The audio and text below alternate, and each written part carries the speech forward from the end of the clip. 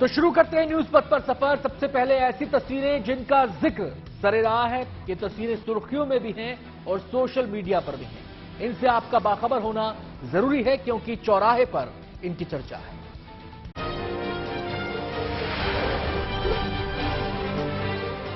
नेपाल के प्रधानमंत्री पुष्प कमल दहल प्रचंड मध्य प्रदेश के उज्जैन पहुंचे, जहां उन्होंने गर्भगृह में महाकाल के दर्शन किए। इस दौरान उनके साथ राज्यपाल मंगूभाई पटेल भी मौजूद रहे। नेपाल के पीएम ने वहां मंत्रोच्चार के साथ पुजारी की मदद से पाठ करवाया। साथ ही दोनों देशों के राजनीतिक संबंध और मजबूत होने की कामना की। वहीं प्रचंड ने नेपाल से लाए हुए रुद्राक्ष को बाबा महाकाल को अर्पित किया। माना जाता है कि नेपाल का रुद्राक्ष सबसे शुद्ध होता है। ऐसे में बाबा महाकाल को ये रुद्राक्ष चढ़ाने का विशेष महत्व है। उज्जैन आने से पहले नेपाल के पीएम इंदौर पहुंचे, जहां उनका मुख्यमंत्री शिवराज सिंह चौहान ने स्वागत किया।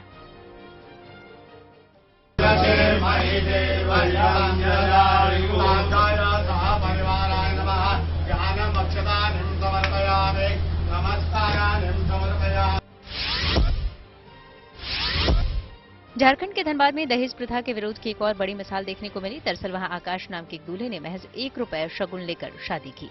इसको लेकर कोयलांचल में आकाश की काफी तारीफ हो रही है। आकाश ने दहेज बिना शादी करने का फैसला पहले ही कर रखा था। इस फैसले का साथ उसके माता पिता ने भी दिया। इसी वजह से शादी में जब लड़की पक्ष ने 1,51,000 रुपए का चेक और कुछ चीजें दी तो आकाश के पिता ने इसे लौटा दिया। अपने ससुराल पक्ष के इस फैसले से दुल्हन के चेहरे की मुस्कान और बढ़ गई।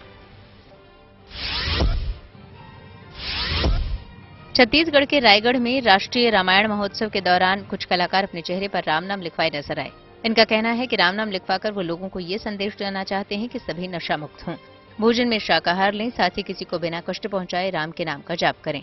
ये महोत्सव 3 दिनों तक चलेगा, जिसमें कर्नाटक से आए कलाकार नाट्य मंच पर पारंपरिक वेशभूषा में राम कथा के हर किरदार को बारीकी से निभा रहे हैं। इस महोत्सव के लिए इंडोनेशिया और कंबोडिया जैसे देशों से भी कुछ कलाकार पहुंचे हुए हैं।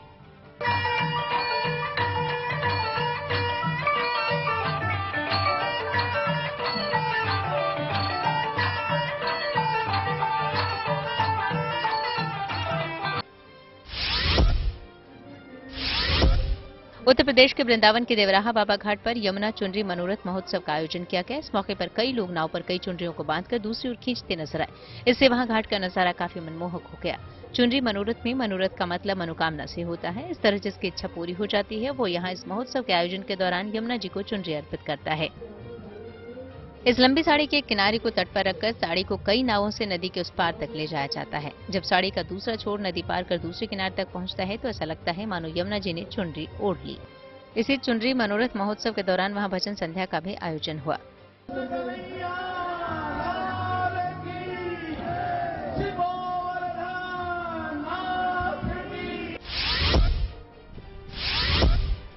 कारगिल के द्रास इलाके में बर्फ पिघलने के साथ ही ट्यूलिप फूल खिल उठे। इससे वहां घाटी का नजारा बेहद खूबसूरत हो गया। द्रास दुनिया का दूसरा सबसे ठंडा रिहायशी इलाका है और यहाँ पर मई के महीने तक वादियों में बर्फ टिकी रहती है।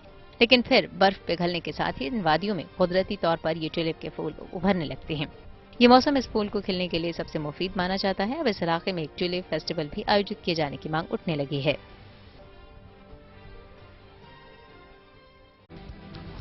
जिंदगी का सफर सुहाना हो, इसके लिए सावधान रहना जरूरी है। रोजमर्रा की आपाधापी में कुछ देर बैठकर सोचना समझना भी जरूरी है कि आपके आसपास क्या हो रहा है और जो कुछ हो रहा है उससे हमारी जिंदगी, हमारा परिवार कैसे प्रभावित हो सकता है। इसलिए हॉर्न बजाकर बाखबर करने वाली खबर जरूरी हो जाती है। और आज की यह खबर चलती हुई कार या गाड़ी में मोबाइल फोन के साथ मौजूद खतरे से जुड़ी है। चलती हुई कार में जब फोन का नेटवर्क गायब हो जाता है तो झल्लाहट होती है। कभी सिग्नल आता है, कभी जाता है, लेकिन क्या आपने कभी सोचा है कि कॉल ड्रॉप ना हो, इसलिए उस वक्त मोबाइल से पावरफुल रेडियो फ्रीक्वेंसी रेडिएशन निकलता है। आपको जानकर हैरानी होगी कि ये रेडिएशन आपकी नींद उड़ाने का जिम्मेदार हो सकता है। यहां तक कि इस रेडिएशन की वजह से ब्रेन ट्यूमर या कैंसर का खतरा बढ़ सकता है। इसलिए जरूरी है चलती कार में या गाड़ी में मोबाइल के इस्तेमाल पर सावधानी वाला हॉर्न बजाया जाए।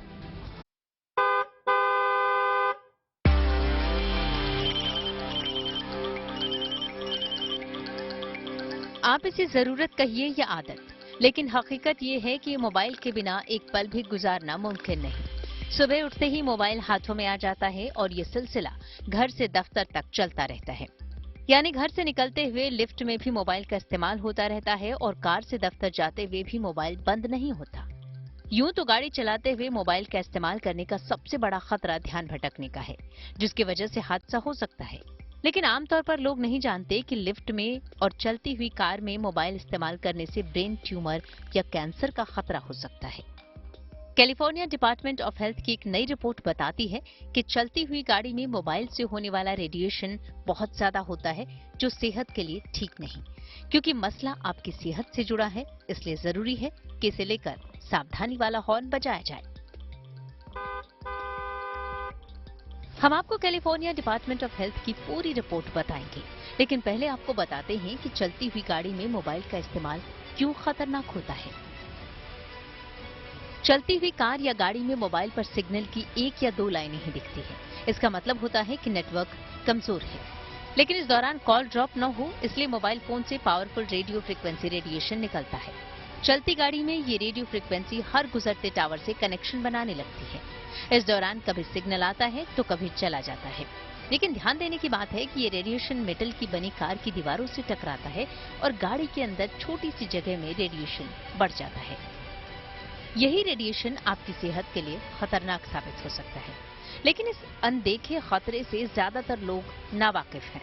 इसलिए चलती हुई गाड़ी में मोबाइल पर बात करते हैं, सोशल मीडिया का इस्तेमाल करते हैं। कोई बढ़िया वेब सीरीज है तो कार में भी उसे देखना बंद नहीं करती। लेकिन ये आदत बहुत भारी पड़ सकती है, क्योंकि इसकी वजह से रेडिएशन एक्सपोजर बढ़ जाएगा। यहाँ तक कि हेवी फाइल को डाउनलोड करना भी ठीक नहीं, क्योंकि जितना अधिक डेटा तेजी से मूव होगा उतना ही रेडिएशन बढ़ेगा। डॉक्टर्स के मुताबिक रेडिएशन की वजह से ब्रेन के टिश्यूज डैमेज हो सकते हैं और न्यूरोट्रांसमीटर का बैलेंस बिगड़ सकता है। इसकी वजह से कई लक्षण दिखाई देते हैं, मसलन नींद नहीं आना, सिर भारी रहना, झटके लगना और थकान महसूस होना। लेकिन लंबे समय तक रेडिएशन के संपर्क में रहने से ब्रेन ट्यूमर या कैंसर की भी आशंका होती है।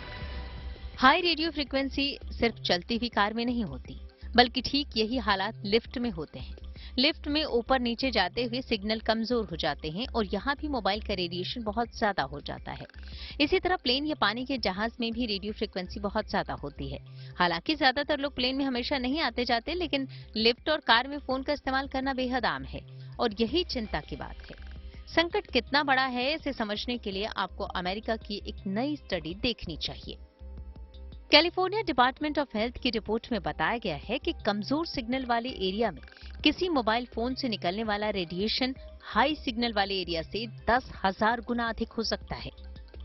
इस हिसाब से किसी दूसरी जगह की तुलना में कार में निकलने वाला रेडिएशन 10,000 गुना ज्यादा हो सकता है। इससे अंदाजा लगाया जा सकता है कि इससे सेहत को कितना नुकसान पहुंचेगा। यहाँ ध्यान देने की बात है कि अगर कोई चलती हुई कार में मोबाइल का इस्तेमाल कर रहा है तो कार में बैठे दूसरे लोगों पर भी रेडिएशन का असर होगा। यहाँ तक कि कार में इस्तेमाल होने वाली जीपीएस टेक्नोलॉजी से भी इलेक्ट्रोमैग्नेटिक फील्ड बनती है। इसकी वजह से कार में बैठे सभी लोग रेडिएशन की चपेट में आ सकते हैं। लेकिन बात यहीं खत्म नहीं होती। हो सकता है कि आप मोबाइल का इस्तेमाल नहीं कर रहे हों, लेकिन अगर इंटरनेट डेटा ऑन है तो एप्स एक्टिव रहते हैं। अगर आपके फोन में एप्स की भरमार है तो इसका मतलब है ज्यादा रेडिएशन। मोबाइल पर बार बार आने वाला नोटिफिकेशन भी रेडिएशन की वजह है। इसलिए चलती हुई कार में कुछ बातों का खास तौर पर ध्यान रखना जरूरी है। मोबाइल को शरीर से दूर रखें, स्पीकर, फोन या एयर ट्यूब का इस्तेमाल करें। सिग्नल कमजोर हो तो फोन पर बात न करें। वाईफाई और ब्लूटूथ ऑफ रखें। एयरप्लेन मोड में फोटो या वीडियो बनाएं। लाइव स्ट्रीमिंग में मूवी ना देखें। बीच बीच में कुछ समय के लिए फोन बंद करें। रिसर्च के मुताबिक मोबाइल फोन जितना शरीर के पास होगा, रेडिएशन की मात्रा उतनी ही अधिक प्रभावित करेगी, जिसके शरीर और ब्रेन में जाने से कई समस्याएं हो सकती हैं। इसलिए जरूरी है कि चलती कार या लिफ्ट में मोबाइल के इस्तेमाल में सावधानी बरती जाए और जान पहचान के लोगों को सतर्क करने के लिए हॉर्न बजाया जाए। Bureau report, good news today. हमने अपनी रिपोर्ट में आपको बताया कि कार चलाते हुए अगर आप मोबाइल का इस्तेमाल करते हैं तो बेहतर है कि स्पीकर फोन का इस्तेमाल करें या एयर ट्यूब का इस्तेमाल करें। अगर आप एयर ट्यूब से वाकिफ नहीं हैं तो आपको इसकी जानकारी होनी चाहिए। चलिए ग्राफिक्स के जरिए आपको इसके बारे में बताते हैं। आमतौर पर लोग फोन में हेडफोन का इस्तेमाल करते हैं, जो वायर वाले भी होते हैं और वायरलेस भी। हेडफोन में केबल का इस्तेमाल होता है, जिससे इलेक्ट्रोमैग्नेटिक फील्ड बनता है, यानी रेडिएशन निकलता है। हाँ, ये जरूर है कि फोन के मुकाबले कम निकलता है। वायरलेस हेडफोन में आवाज ब्लूटूथ के जरिए जाती है। इसमें रेडिएशन बहुत कम होता है, लेकिन फिर भी इसका खतरा रहता है। लेकिन एयर ट्यूब में तार का इस्तेमाल कान तक नहीं होता, बल्कि इसमें खाली ट्यूब लगी होती है, जिसमें हवा होती है। फोन से आवाज हवा की तरंगों के जरिए जाती है, इसलिए रेडिएशन का बिल्कुल खतरा नहीं होता। इसलिए इसे सुरक्षित माना जाता है। चलती हुई कार या लिफ्ट में मोबाइल के इस्तेमाल से क्या खतरे हैं और इससे बचने के क्या उपाय हैं, इस पर हमने बात की गंगाराम अस्पताल के डॉक्टर टीबीएस बख्शी से। क्लोज एनवायरनमेंट में जैसे आप अगर सेल फोन को यूज करते हैं, जैसे कि कार में जा रहे हैं या लिफ्ट में जा रहे हैं, तो ये एक एनवायरनमेंट के अंदर आपको चूंकि आवाज कम आती है, तो आप कोशिश करते हैं कि और क्लोजली जाके सुने। तो इससे क्या है, रेडिएशन तो उससे आती है। इनफैक्ट जब भी अगर आप सेल फोन का यूज कर रहे हो, तो कोशिश करें कि आप सेल फोन को अपने कान से थोड़ा सा दूर रख के ही सुने। उसके अंदर मतलब आप माइक्रोफोन, उसका जो स्पीकर फोन है वो यूज करके सुन लीजिए, लेकिन उसको कान पे लगा के अगर करेंगे तो उसके हार्मफुल इफेक्ट्स ज़्यादा आएंगे। क्योंकि ये जो रेडिएशन होती है, ये इलेक्ट्रोमैग्नेटिक फील्ड की क्रिएट करते हैं, और ये जो ईएमएफ होती है वो बहुत थोड़ी रेंज की होती है, और इस थोड़ी रेंज होने के कारण शरीर के जो भी हिस्सा उसके पास में होता है उसको नुकसानदायक कर सकती है। आप अगर फ़ोन को नहीं यूज़ कर रहे तो कृपया उसको अपनी फ्रंट वाली पॉकेट में तो रखिएगा ना ही उसको, अगर आप बैक पॉकेट में रख सकते हैं तो उसको रखिए बैक पॉकेट में, और उसको अगर स्विच ऑफ करके रख सकते हैं तो और भी अच्छी बात है। लेकिन अगर आपको ये लगता है कि आपका कोई कॉल मिस हो जाएगा, वो हो जाएगा, तो वो आप मिस कॉल में बाद में जाके देख के और उसको फ़ोन कर लीजिए। लेकिन ये मत करिए कि आप चलती गाड़ी में अपने फ़ोन को अपने किसी भी प्रकार से अपने शरीर के पास रखिए, उसको दूर ही रखना चाहिए। प्रधानमंत्री नरेंद्र मोदी 22 जून को अमेरिकी संसद को संबोधित करेंगे। ऐसी ही और तमाम खबरों के लिए चलते हैं न्यूज एक्सप्रेसवे पर।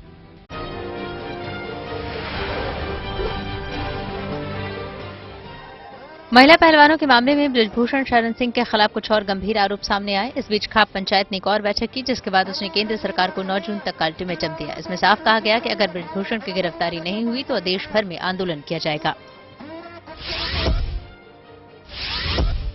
मणिपुर हिंसा के बाद गृहमंत्री अमित शाह के शांति की अपील का बड़ा असर नजर आया। दरअसल वहां कई लोगों ने अवैध हथियार सरेंडर कर दिए। इसके अलावा राज्य के हिंसा प्रभावित जिलों में कर्फ्यू में ढील 8 से 12 घंटे तक बढ़ा दी गई। इससे पहले गृहमंत्री अमित शाह ने अपने मणिपुर दौरे में अलग अलग राजनीतिक दलों और संगठनों के साथ बैठक की थी। कर्नाटक की नई कांग्रेस सरकार ने अपनी कैबिनेट की बैठक में 5 गारंटी पर मुहर लगा दी। सीएम सिद्धरामैया ने बताया कि 1 जुलाई से 200 यूनिट मुफ्त बिजली दी जाएगी। साथ ही हर परिवार की महिला मुखिया को 2-2 हजार रुपए दिए जाएंगे। इसमें बीपीएल के अलावा एपीएल परिवार भी शामिल होंगे। दिल्ली के सीएम अरविंद केजरीवाल ने रांची में झारखंड के मुख्यमंत्री हेमंत सोरेन से मुलाकात की। इस दौरान उन्होंने केंद्र के अध्यादेश के खिलाफ समर्थन जुटाया। अरविंद केजरीवाल के साथ पंजाब के सीएम भगवंत मान और सांसद राघव चड्ढा समेत दूसरे नेता भी मौजूद रहे। महाराष्ट्र में छत्रपति शिवाजी महाराज का 350वां राज्याभिषेक समारोह मनाया गया। इस दौरान नागपुर समेत कई जगहों पर कार्यक्रम आयोजित किए गए। इस खास मौके पर आरएसएस प्रमुख मोहन भागवत भी शिवाजी महाराज के राज्याभिषेक में शामिल होने के लिए पहुंचे और उन्होंने भी शिवाजी महाराज की मूर्ति पर माल्यार्पण कर उनकी आरती उतारी। उधर ठाणे में भी इसी तरह शिवाजी महाराज पर खास कार्यक्रम आयोजित किया गया।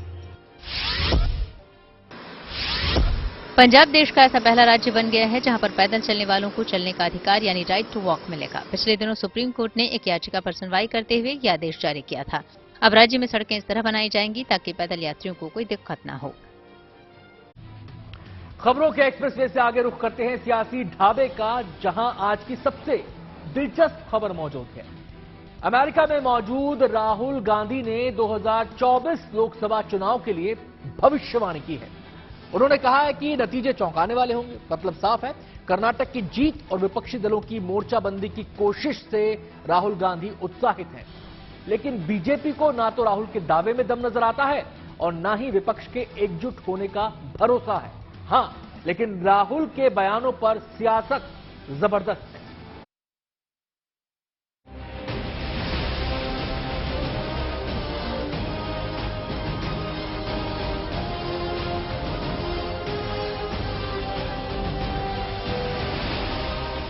अब इसे कर्नाटक की जीत से मिला कॉन्फिडेंस कहिए या सियासी दांव, लेकिन अमेरिका में बैठकर राहुल गांधी का ये दावा लोगों को हैरान कर गया कि 2024 के नतीजे चौंकाने वाले होंगे, यानी कांग्रेस लोकसभा चुनाव में कमाल कर सकती है।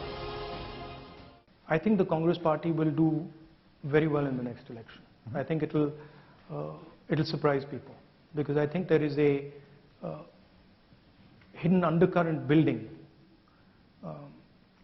and I think will surprise people.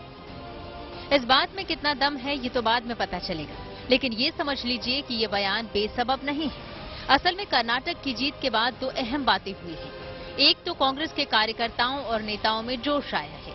Madhya Pradesh और राजस्थान जैसे राज्यों में जहां इसी साल चुनाव है, कांग्रेस नई रणनीति के साथ चुनाव की तैयारी में जुट गई है। लेकिन कर्नाटक का सबसे बड़ा इफेक्ट विपक्ष को एकजुट करने की कोशिश में आई तेजी है। एकजुटता अब तक मुकम्मल तो नहीं हुई, लेकिन नीतीश कुमार इसकी कोशिश में जुटे हैं। 12 जून को पटना में विपक्षी दलों की बैठक प्रस्तावित है, जहां मिलकर साथ चलने की शर्तें तय की जा सकती हैं। कुल मिलाकर 9 साल बाद कांग्रेस को ऐसा लग रहा है कि सियासी माहौल उसके पक्ष में है। लेकिन बीजेपी का सवाल है कि विपक्ष का नेता यानी प्रधानमंत्री पद का दावेदार कौन है। Back to politics. How united is the opposition in India, and why isn't Congress supporting Kejriwal in the ordinance on the ordinance issue? Well, that's an internal discussion we are having. The opposition is pretty well united, and I think it's getting more and more united. We are having conversations with all the opposition, and I think quite a lot of good work is happening there. Okay. Yeah. Rahul Gandhi ji का लगता है मानसिक संतुलन गड़बड़ा गया है। राहुल गांधी जी हैं जो प्रधानमंत्री पद के दावेदार हैं, वो अमेरिका में भारत विरोधी बयानबाजी कर रहे हैं। एक श्री नीतीश कुमार जी हैं जो बिहार में बैठे हुए हैं, कई दलों को इकट्ठा कर रहे हैं। एक दिल्ली के मुख्यमंत्री अरविंद केजरीवाल जी हैं, पूरे भारत के भ्रमण पर, भारत यात्रा पर निकले हैं। विपक्ष की ओर से प्रधानमंत्री पद के अनेकानेक दावेदार, और यह दावेदारी जैसे मुंगरी लाल के हसीन सपने की तरह है। देश मोदी जी के साथ था, देश मोदी जी के साथ है, देश मोदी जी के साथ रहेगा। कमल का फूल खिला था, कमल का फूल खिला है और कमल का फूल 2024 में फिर खिलेगा। देखा जाए तो 2024 के लिए कांग्रेस के सामने दो चुनौतियां हैं। पहला कि नरेंद्र मोदी के सामने प्रधानमंत्री पद का दावेदार कौन होगा, और दूसरा कि सभी विपक्षी पार्टियों को एक मंच पर कैसे लाया जाए। ये दोनों उलझे हुए सवाल हैं। फिर भी न सिर्फ राहुल बल्कि कांग्रेस और उसकी सहयोगी पार्टियों को भी 2024 में जीत का गुमान है। कि हमारा लक्ष्य है भाजपा के खिलाफ एक उम्मीदवार देना, और अगर सब न हो सके तो ज्यादा से ज्यादा दल मिलके एक करें, क्योंकि 2014 में 31.8% वोट था भाजपा का, जब भाजपा अपने जबरदस्त चढ़ाव पे लोकप्रियता की थी। आज तो उतार पर है, स्टेट बाई स्टेट हार रही है। हिमाचल, कर्नाटक, दिल्ली सब तो हार रहे हैं। उस समय अगर हम 50% भी एक रह गए, 51% भी एक रह गए, तो भाजपा 100 सीटों में सिमट जाएगी। राहुल गांधी ने जो कहा है मैं उसे सहमत हूं। राहुल गांधी ने ये बात देश में भी कही है और विदेश में भी जाकर ये बात कही। पूरा विपक्ष एकजुट है, वज्रमुठ, और 24 में हम आज जो केंद्र की सरकार है उनको हराएंगे। ये हमारा विश्वास और आत्मविश्वास दोनों भी। दिलचस्प बात यह है कि चुनाव भारत में होने वाले हैं, लेकिन उसका एजेंडा राहुल गांधी अमेरिका में बैठकर तय करने की कोशिश कर रहे हैं। राहुल देश में अल्पसंख्यकों और दलितों की स्थिति का मुद्दा उठा रहे हैं, जिस पर सियासी पारा चढ़ रहा है। राहुल का बयान आया तो खुद को दलितों की सबसे बड़ी पार्टी मानने वाली बहुजन समाज पार्टी की मुखिया मायावती ने ट्वीट कर कांग्रेस को भी कटघरे में खड़ा कर दिया। कांग्रेस के पूर्व अध्यक्ष द्वारा अमेरिकी दौरे में भारत के करोड़ों दलितों और मुस्लिम समाज की दयनीय दशा एवं उनके जानमाल, मजहब की असुरक्षा आदि के बारे में दिया गया बयान ऐसी कड़वी सच्चाई है जिसके लिए केंद्र में कांग्रेस, बीजेपी और अन्य पार्टियों की रही सरकारें पूर्ण रूप से दोषी हैं। इसी तरह राहुल गांधी ने जब एक सवाल के जवाब में केरल में कांग्रेस की सहयोगी पार्टी इंडियन यूनियन मुस्लिम लीग को सेक्युलर पार्टी बताया तो घमासान शुरू हो गया। Muslim League is a completely secular party. Right. There's nothing non-secular about Muslim League. तुष्टीकरण जो नस नस में घुस गया है ना, वो कहीं ना कहीं आज आपको मजबूर कर रहा है कि आप मुसलमानों से भी बड़े मुसलमान बनने की जल्दबाजी करो। मुस्लिम लीग आपको सेक्युलर पार्टी लग रही है, वो मुस्लिम लीग जो देश में शरिया लागू करना चाहती है, वो मुस्लिम लीग जिसमें एक ही धर्म के लोग हैं। शर्म आती है मुझे आपकी सोच पे। छी। Indian union of Muslim league के फाउंडर इस्माइल ने 62 के जंग में अपने बेटे मियां खान को चीन से लड़ने के लिए हिंदुस्तान की आर्मी को सुपुर्द करने की पेशकश की थी। ये वो मुस्लिम लीग है जिसके ई अहमद को अटल बिहारी वाजपेयी जी ने जिनीवा भेजा था 1993 में। ये वो मुस्लिम लीग है जिससे भारतीय जनता पार्टी ने स्वयं नागपुर म्युनिसिपैलिटी में अलायंस किया, गठबंधन किया म्युनिसिपैलिटी पे कब्जा करने के लिए। आज क्योंकि राहुल गांधी ने बोल दिया, या फिर क्योंकि कोई वो अमित मालवीय नाम का एक प्राणी है, क्योंकि शायद उसको ज्ञान नहीं है, तो अब वो तय करेगा कि साहब मुस्लिम लीग कौन सी मुस्लिम लीग है ये। राहुल गांधी का अमेरिका जाने का मकसद जो भी रहा हो, पर एक बात तो तय है कि वो 7 समंदर पार से हिंदुस्तान में सियासी बवाल की दिशा तय कर रहे हैं। नजरें 2024 पर हैं और कोशिश खुद को एक विकल्प की तरह पेश करने की है। Bureau report, good news today. News पथ पर आगे धन बाजार है, जहां शेयर बाजार से लेकर कारोबार तक की सभी अहम खबरें हैं और इसका सीधा रिश्ता आपकी आमदनी और जेब से है। तेज रफ्तार खबरों के बीच ये जरूरी खबरें छूट ना जाएं, इसलिए चलिए धन बाजार की खबर भी ले आए। शेयर बाजार में तेजी देखने को मिली। सेंसेक्स 119 अंक चढ़कर 62,547 पर बंद हुआ। निफ्टी में भी 46 अंकों की तेजी रही। यह 18,534 के स्तर पर बंद हुआ। सेंसेक्स के 30 शेयरों में से 17 में तेजी और 13 में गिरावट रही। शेयर बाजार में तकरीबन हर सेक्टर में बढ़त देखने को मिली। Nifty, bank, financial, auto, metal, reality और फार्मा सहित ज्यादातर इंडेक्स हरे निशान में बंद हुए। एयरलाइंस कंपनी इंडिगो इस साल नैरोबी, तिबिलिसी और ताशकंद समेत अफ्रीका और मध्य एशिया के 6 नए शहरों के लिए सीधी उड़ानें शुरू करेगी। कंपनी के मुताबिक जुलाई के अंत या अगस्त की शुरुआत में ये उड़ानें शुरू हो जाएंगी। इसके तहत केन्या में नैरोबी और इंडोनेशिया में जकार्ता के लिए मुंबई से सीधे उड़ान भरी जा सकेगी। आईसीआईसीआई बैंक कैंसर के इलाज की सुविधा बढ़ाने के लिए टाटा मेमोरियल सेंटर को 1200 करोड़ रुपए देगा।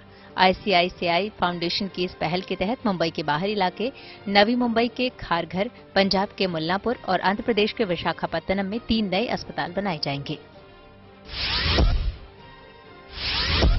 दक्षिण अफ्रीका में ब्रिक्स देशों के विदेश मंत्रियों की हुई बैठक में अंतर्राष्ट्रीय व्यापार और वित्तीय लेन देन में स्थानीय मुद्राओं के इस्तेमाल पर सहमति बनी।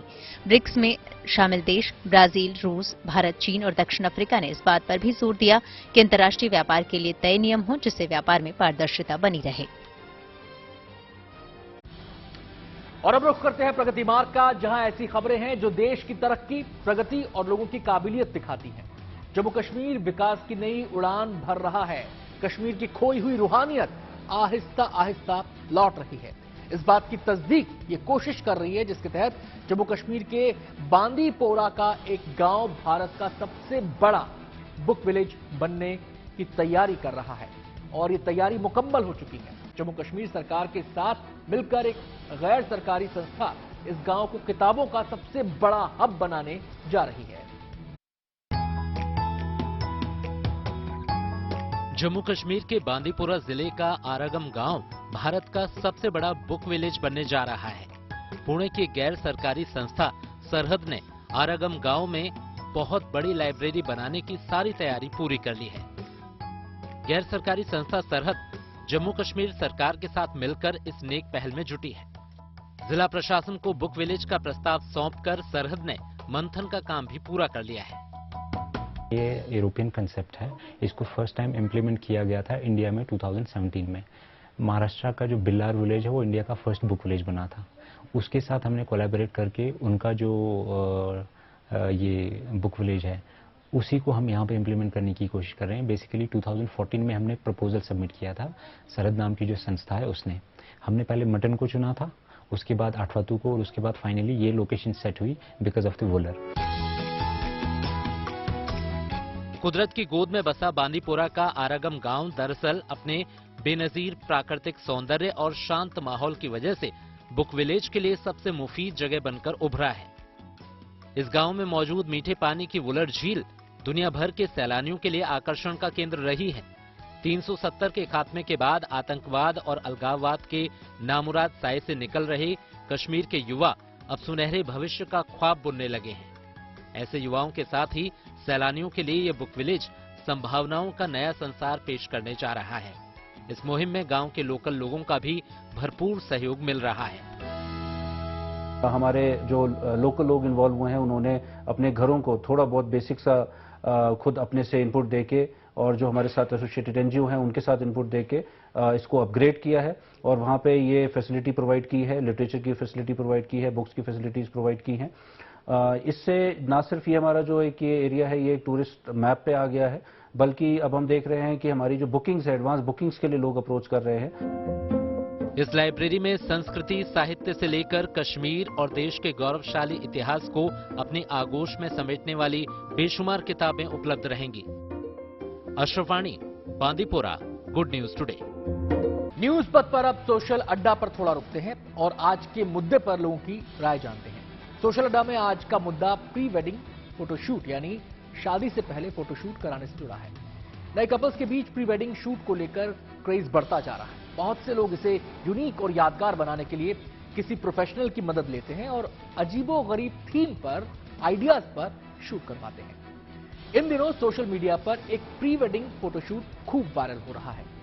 दरअसल इस फोटोशूट में कपल के साथ एक सांप को भी शामिल किया गया है, जिसे देखकर किसी को भी थोड़ा सा अजीब लग सकता है। लेकिन इस शूट की थीम के हिसाब से ये सांप का ही कमाल है कि उसकी वजह से लड़का और लड़की एक दूसरे के करीब आते हैं और उनमें प्यार हो जाता है। इस प्री वेडिंग शूट की तस्वीरें विवेक नाम के एक यूजर ने ट्विटर पर शेयर की हैं, जिसमें दिखता है कि लड़की अपने घर के बाहर सांप को देखती है और फोन कर सांप पकड़ने वालों को बुलाती है। दो लोग स्कूटर से उसके घर आते हैं और उनमें से एक शख्स सांप को पकड़कर बॉक्स में ले जाता है।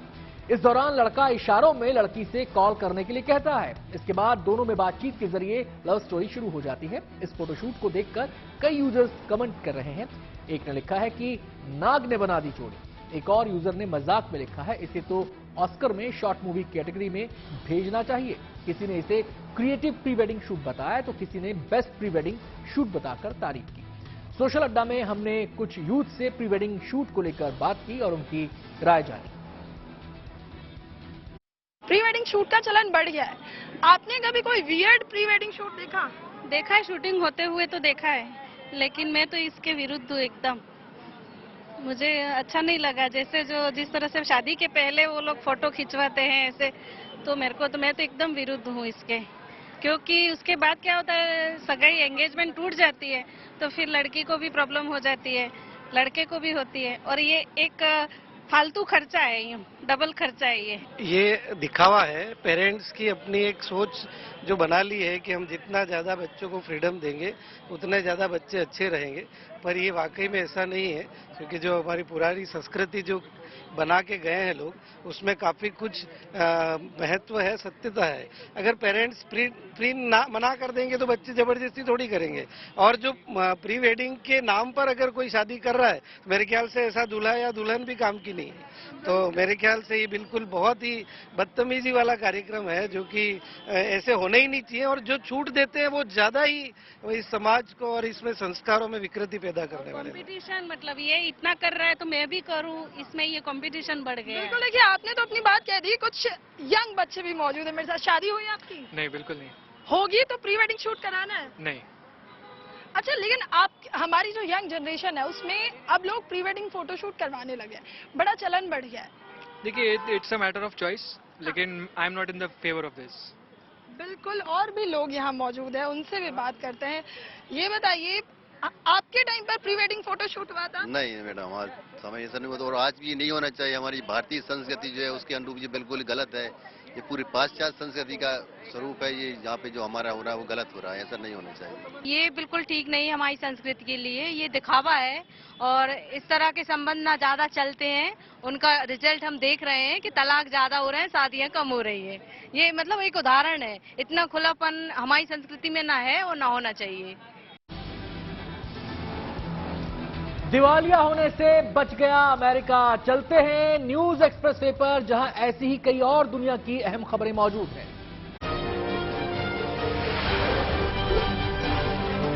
दक्षिण अफ्रीका में ब्रिक्स देशों के विदेश मंत्रियों की एक बैठक हुई। इस दौरान विदेश मंत्री एस जयशंकर ने आतंकवाद के मुद्दे पर पाकिस्तान को घेरा। उन्होंने कहा कि आतंकवाद दुनिया की शांति और सुरक्षा के लिए बड़ा खतरा है। इसकी फंडिंग और प्रचार के खिलाफ सख्त कदम उठाने चाहिए। साथ ही जयशंकर ने यह भी कहा कि हर तरह के आतंकवाद का डटकर मुकाबला किया जाना चाहिए और इसे जड़ से उखाड़ना जरूरी है। ब्रिक्स देशों के संगठन में ब्राजील, रूस, भारत, चीन और साउथ अफ्रीका शामिल हैं।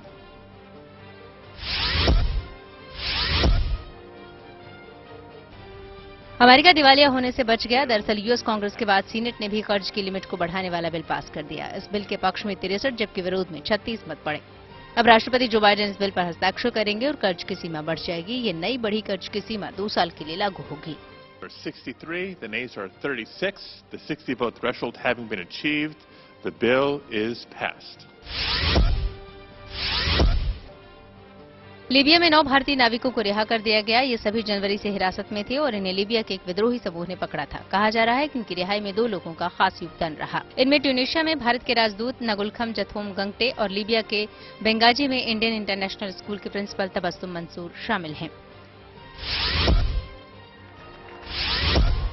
अमेरिकी राष्ट्रपति जो बाइडेन एक कार्यक्रम के दौरान फिसल कर गिर गए। हालांकि राहत की बात यह रही है कि उन्हें कोई गंभीर चोट नहीं आई। दरअसल बाइडेन कोलोराडो में वहां के वायुसेना अकादमी के एक कार्यक्रम में शामिल होने के लिए पहुंचे थे। इसी दौरान सलामी और हैंडशेक करने के बाद जैसे ही वो आगे बढ़े तो वो मंच के सामने ही गिर पड़े। फिर वायुसेना के एक अधिकारी के साथ साथ उनके सुरक्षा कर्मियों ने उनकी मदद की। चीन के लियोनिंग प्रांत में एक भयंकर बवंडर आने के बाद वहां रेस्क्यू अभियान चलाया गया। दरअसल इस बवंडर ने पूरे इलाके में काफी तबाही मचाई। इस घटना से जुड़ा एक वीडियो भी सामने आया जिसमें ये दिखाई दे रहा है कि इस बवंडर के रास्ते में जो भी आया उसे बवंडर ने हवा में काफी ऊंचाई तक उड़ाकर रख दिया। फिर चाहे वो पेड़ हों या फिर पानी। वहीं कई मकानों को भी इससे काफी नुकसान हुआ।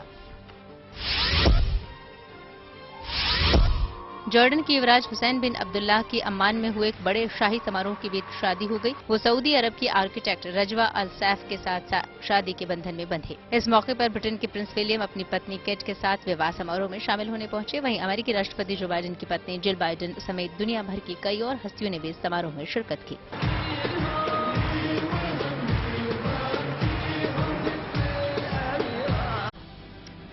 न्यूज पथ पर आगे पब्लिक होर्डिंग पर केरल से जुड़ी एक बड़ी खबर है। केरल सरकार राज्य के गरीब परिवारों को मुफ्त में सरकारी इंटरनेट सर्विस देने जा रही है। इसका ब्यौरा अब आपको ग्राफिक्स के जरिए हम बताते हैं। केरल में इंटरनेट को लोगों का बुनियादी अधिकार घोषित कर दिया गया है। इसी के तहत केरल सरकार 5 जून को लॉन्च हो रही योजना के तहत शुरुआत में 14,000 गरीब परिवारों को मुफ्त इंटरनेट सर्विस देने जा रही है। इसका जिम्मा राज्य की सरकारी internet service provider company Kerala fibre optic network को दिया गया है। केरल सरकार का लक्ष्य राज्य में 20 लाख आर्थिक रूप से पिछड़े परिवारों को मुफ्त ब्रॉडबैंड सेवाएं देने का है। Kerala fibre optic network Kerala सरकार की एक पहल है जिसके जरिए केरल को एक स्मार्ट स्टेट में बदला जा सकता है। केरल फाइबर ऑप्टिक नेटवर्क से राज्य में डिजिटल डिवाइड को पाटने और समाज के कमजोर वर्गों को सशक्त बनाने में मदद मिलेगी। केरल में 17,280 से ज्यादा सरकारी दफ्तरों को मुफ्त इंटरनेट सेवा कनेक्शन पहले ही दिया जा चुका है, जबकि राज्य सचिवालय और 10 जिला कलेक्ट्रेट पहले से ही केरल फाइबर ऑप्टिक नेटवर्क का इस्तेमाल कर रहे हैं। सरकार ने पहले चरण में लगभग 30,000 सरकारी दफ्तरों को इंटरनेट कनेक्शन देने की योजना बनाई है। 1500 करोड़ से ज्यादा की इस योजना के तहत राज्य के बाकी घरों, दूसरे संस्थानों जैसे राशन की दुकानों, बैंकों को भी सस्ती दरों पर इंटरनेट सेवाएं दी जाएंगी। जानकारी के मुताबिक 4 करोड़ की आबादी वाले केरल में लगभग 75 लाख घर हैं। इनमें केवल 20 लाख घरों में ही ब्रॉडबैंड कनेक्शन पहुंच पाए हैं। अब सिनेमा घरों में भी रिलीज हुई मनोज बाजपेयी की फिल्म सिर्फ एक बंदा काफी है। इसके साथ ही ऐसी ही और खबरों के लिए चलते हैं फिल्मी मोड़ पर।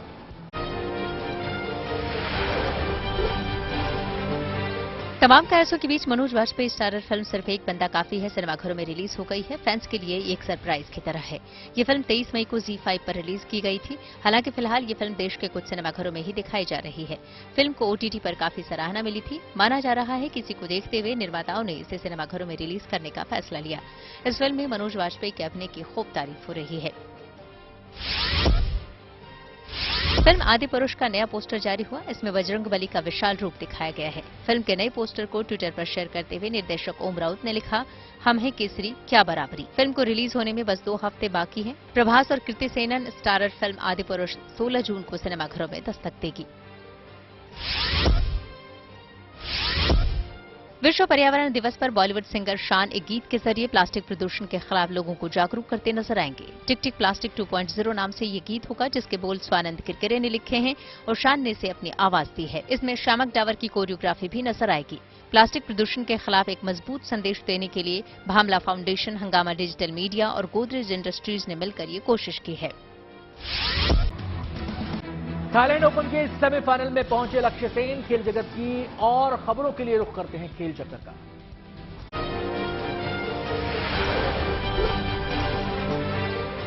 प्रधानमंत्री मोदी ने भारतीय जूनियर पुरुष हॉकी टीम को एशिया कप जीतने पर बधाई दी। उन्होंने सोशल मीडिया पर लिखा कि आपने भारत को गौरवान्वित महसूस करवाया। इससे पहले टीम ने ओमान में खेले गए इस फाइनल मुकाबले में पाकिस्तान को 2-1 से शिकस्त दे दी थी। बैडमिंटन खिलाड़ी लक्ष्य सेन ने थाईलैंड ओपन के सेमीफाइनल में जगह बना ली। उन्होंने क्वार्टर फाइनल में मलेशिया के लियोंग जुनहाओ को 21-19 और 21-11 से मात दी। वहीं अब तक उलटफेर कर रहे युवा खिलाड़ी किरण जॉर्ज को अपने मैच में हार का सामना करना पड़ा। शिखर धवन ने ऋषभ पंत के साथ एक तस्वीर सोशल मीडिया पर शेयर की। इसमें उन्होंने लिखा कि ऋषभ पंत आपको दोबारा देखकर बड़ी खुशी हुई। वहीं शिखर ने बताया कि ऋषभ अब पहले से बेहतर हैं। पंत और शिखर की मुलाकात नेशनल क्रिकेट एकेडमी बेंगलुरु में हुई। पंत पिछले साल एक सड़क हादसे में घायल हो गए थे। जूनियर एशिया कप महिला हॉकी टूर्नामेंट में शनिवार को भारतीय टीम अपने अभियान की शुरुआत करेगी। ये टूर्नामेंट जापान में खेला जा रहा है, जहां भारत का पहला मैच उज्बेकिस्तान से होगा। क्रिकेटर ऋतुराज गायकवाड़ की शनिवार को शादी होगी। वो अपनी दोस्त उत्कर्षा पवार के साथ शादी कर रहे हैं। दोनों लंबे समय से एक दूसरे को डेट कर रहे थे। गायकवाड़ ने शादी की वजह से ही वर्ल्ड टेस्ट चैंपियनशिप फाइनल से अपना नाम वापस ले लिया था। उत्कर्षा खुद भी एक क्रिकेटर रही हैं। वो महाराष्ट्र के लिए खेल चुकी हैं। न्यूज पथ में आज इतना ही।